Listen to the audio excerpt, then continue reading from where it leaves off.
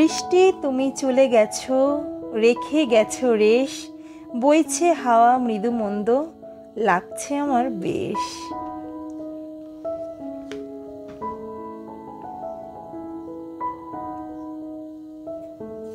সুপ্রভাত বন্ধুরা, কেমন আছো তোমরা সবাই? আশা করছি ঈশ্বরের আশীর্বাদে তোমরা সকলেই খুব ভালো আছো। তোমাদের ভালোবাসা আর ঈশ্বরের আশীর্বাদে আমরাও খুব ভালো আছি। মিতালিস ওয়ার্ল্ডে আমি তোমাদের বন্ধু মিতালি চলে এসেছি আজকে একটা নতুন ভিডিও নিয়ে। ভিডিওটা তোমরা দেখতে থাকো, আশা করছি ভিডিওটা তোমাদের ভালো লাগবে। ঘুম থেকে উঠেই বন্ধুরা আমার প্রথম কাজ হলো ঠাকুরকে প্রণাম করা আর আমার যে ইষ্ট দেবতা রয়েছেন তাকে স্মরণ করা। তো ছোট থেকে আমি যে এই শিক্ষাটাই পেয়ে এসেছি যে ঘুম থেকে উঠে আগে ঠাকুরকে প্রণাম করো, তোমার কথা ঠাকুরকে জানাও, তারপর তুমি অন্য কাজে হাত দিও। তো সেই শিক্ষাটুকুই আমি আমার ছেলের মধ্যে দিতে চাই। ঈশ্বর যেন সবাইকে ভালো রাখেন, সবাইকে বিপদ আপদ থেকে রক্ষা করেন, সেই প্রার্থনাটাই ঠাকুরের কাছে আমি জানালাম। আর আমি যদি এই কাজটা সকালে উঠে না করি বন্ধুরা, তাহলে যেন মনে হয় আমি সারাদিনে কিছু একটা কাজ করিনি। ঠাকুরকে নমস্কার করে সারা দিনের কথা জানিয়ে চলে এলাম সংসারের কাজে। তো দেখো, আগে আমি একটু চা করে নিচ্ছি। চা করে নিয়ে চা খেয়ে তারপর ভাবছি সংসারের অন্য অন্য যে কাজগুলো রয়েছে সেগুলোতে হাত দেব।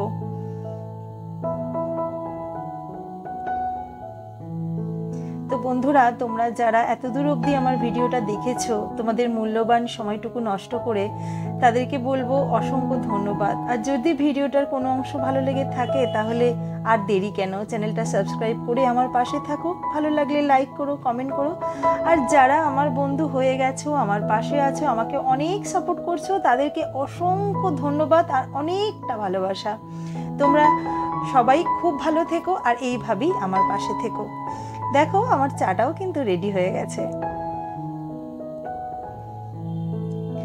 আর আমার জলও তোলা হয়ে গেছে।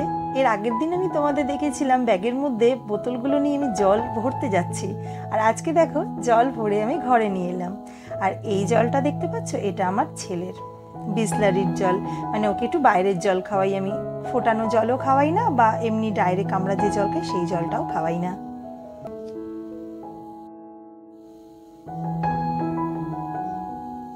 চলে এসেছি বিছনা গোছাতে, তার আগে জানলাটা একটু খুলে নিলাম। জানলাটা খুলে দেখি বাইরে তো বেশ একটু বৃষ্টিও পড়ছে আর হালকা হালকা একটু জোলো হাওয়া দিচ্ছে। জোলো হাওয়াটা ছোট বেবির পক্ষে হয়তো ঠিক না, ওই হাওয়াটা লাগলে হয়তো শরীর টরীর খারাপ হতে পারে। তো ওই জন্য একটাই জানলা খুলেছি, যেটা আমি আর কিছুক্ষণ পর বন্ধও করে দেবো। দেখো, এবার আমি বিছনাটা গুছিয়ে নেবো। আর ওর খেলনাগুলো ছিল কয়েকটা বিছানাতে, ও কিন্তু ওগুলো নিয়ে গিয়ে বারান্দার মধ্যে রাখছে। ও জানে মা তো বিছনা গোছাতে উঠেছে, তাহলে আমার খেলনাগুলো আমি নিয়ে বাইরেই চলে যাই। ও বোধহয় বুঝতে পেরেছে, ওই জন্যই খেলনাগুলো আমার থেকে চেয়ে চেয়ে বাইরে নিয়ে চলে যাচ্ছে।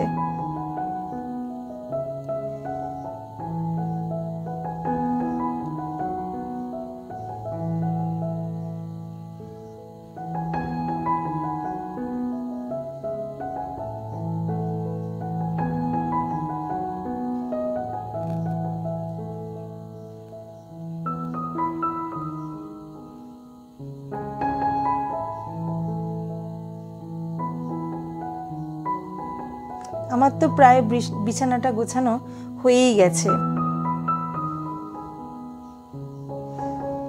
আর ওয়েদারটা একটু স্যাঁতস্যাঁতে বলে সবটাই মনে হচ্ছে ভিজে ভিজে, কিন্তু কোনোটাই ভিজে নয়, কিন্তু কেমন যেন সবটা স্যাঁতস্যাঁতে লাগছে।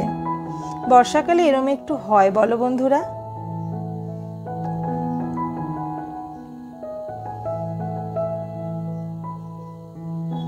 বিশেষভাবে কিছু কাচাকুচিও করতে পারছি না, যেগুলোর দরকার শুধু সেগুলোই করছি, কারণ রোদ্দুর উঠছে না, বৃষ্টি হচ্ছে, মেলার ঝামেলা থেকে যাচ্ছে, তারপরে না শুকোলে একটা বাজে গন্ধও ছাড়ছে। ওই জন্য যেটুকুনি দরকার সেটুকুনি শুধু কাচাকুচি করছি, আর একটু হালকা করে কমফোর্ট জলে ধুয়ে নিচ্ছি, কারণ জামা কাপড় থেকে একটা বাজে দুর্গন্ধ এলে জামা কাপড়গুলো কিন্তু পরতে ইচ্ছা করে না। বিছনাটা গোছানো হয়ে গেছে, এবারে ঘরটা ঝাড় দিয়ে নেব।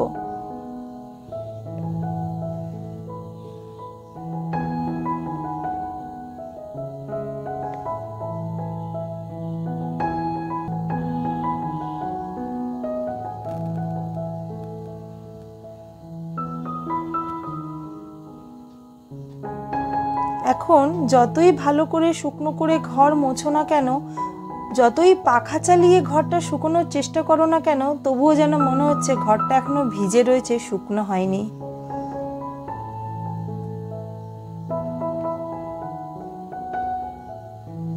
দেখো আমার ঘরটা ঝাড় দেওয়া হয়ে গেছে। এবার আমি চলে এলাম আমার ছাদটাতে।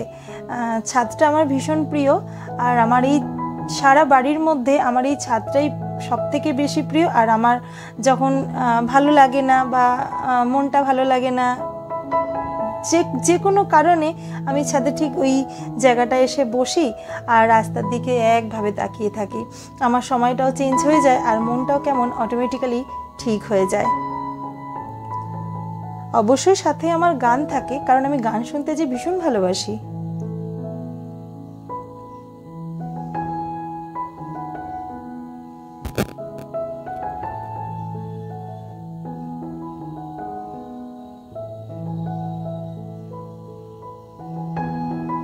আজকে জানো বন্ধুরা, বিশেষ কিছু রান্না করব না। আজকে মুগের ডাল আর মসুর ডাল একটু মিশিয়ে করব। আর যেটা চা করতে গিয়ে আমি সেদ্ধ বসিয়ে দেবো ভেবেছিলাম, কিন্তু বসাইনি, রেডি করে রেখেছি। আর ভাত করব, একটু ডিমের অমলেট করব, আলু ভাতে দিয়ে দেবো আর কি, মাখবো। আর গন্ধরাজ লেবু আছে, আর এই গন্ধরাজ লেবু ভাতের সঙ্গে যখন ডাল দিয়ে গন্ধরাজ লেবু চিপে খাওয়া হয়, একদম অমৃত বলে মনে হয়। আমার কাছে তো মনে হয় ওটাই অমৃত, মাছ মাংস ডিম কিছুই লাগবে না। কারণ ওই লেবুর গন্ধটাই আমার প্রচণ্ড ভালো লাগে, ভীষণভাবে ভালো লাগে।